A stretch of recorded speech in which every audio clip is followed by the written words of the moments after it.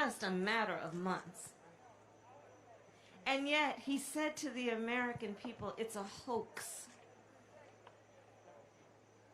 He muzzled public health experts. He called it all kinds of names because he can't push xenophobia enough.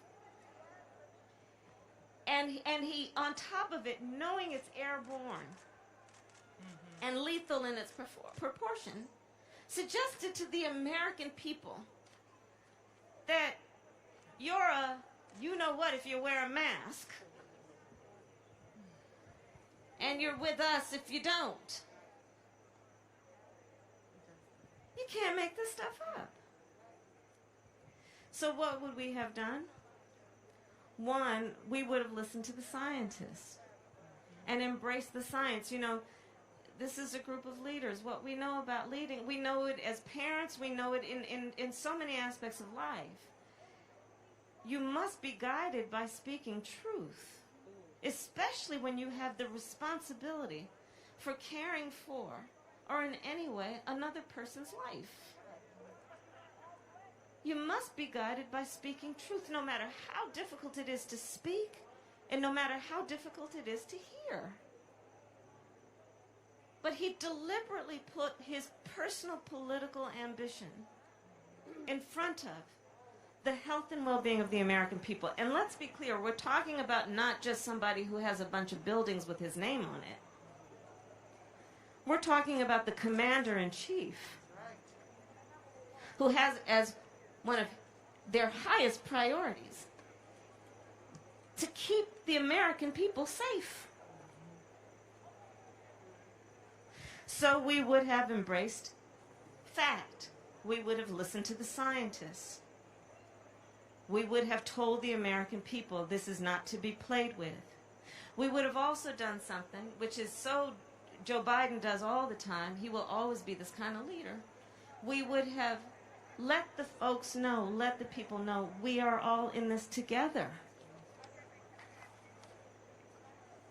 That's something this president has never been able to understand about the strength of a nation. One way to pull the strength of a nation together in a moment of crisis is to remind people we're all in it together. You know, you look back to the Great Depression, World War II. We're all in it together. We need to make sacrifices for the sake of the whole. So in this case, nobody likes wearing a mask. Not, like, who do you know who likes wearing a mask? Nobody. Like, there's very few people who just didn't like to talk to other people anyway, right? But nobody likes to wear a mask. But it is an extension of love thy neighbor that we do.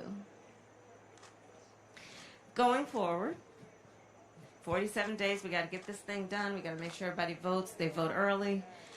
And then what we will do is, one, have a national testing standard. There is none right now. We will have a national contact tracing plan. There is none right now, including what we're calling as kind of a jobs corps plan for over 100,000 people who will get paid to engage in the contact tracing. And let's also be clear, we have all of our kids coming out of high school and college and really worried about having a job. And so this is also about a job opportunity that is about civic, you know, about public service. We will also have, and here's, Doctor, a national strategy for a safe vaccine when, God willing, we get a safe vaccine. And by that I mean a strategy that includes making sure that it is getting to the communities that need it most, and therefore taking into account issues like racial disparities to ensure, and tracking racial disparities to ensure that it actually is getting to all who need it. So those are the things that we will do. Cheryl, I'm telling you, we're on it. They're on it. They are on it. From the media, from keeping the radio and the radio waves on in Philadelphia and outreaching, which is very important in black communities, to addressing gun violence. You know, my son was shot 3 times, and it was not cute. And when I got that job and could not get tested, I called up Dr. Allah. I said, Doctor, They want to shoot now. Can I get a COVID test? She said, well, not if you go with your script. And she was right.